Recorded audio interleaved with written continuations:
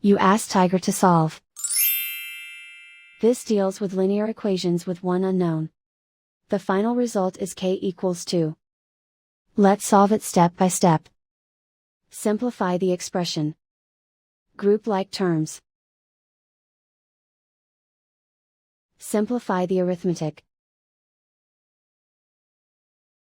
Group all constants on the right side of the equation. Subtract 6 from both sides. Simplify the arithmetic.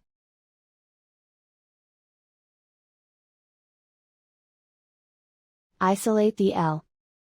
Divide both sides by -3. Cancel out the negatives. Simplify the fraction. Cancel out the negatives. Find the greatest common factor of the numerator and denominator.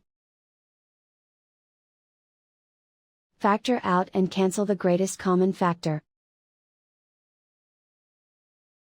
And so the final result is k equals 2.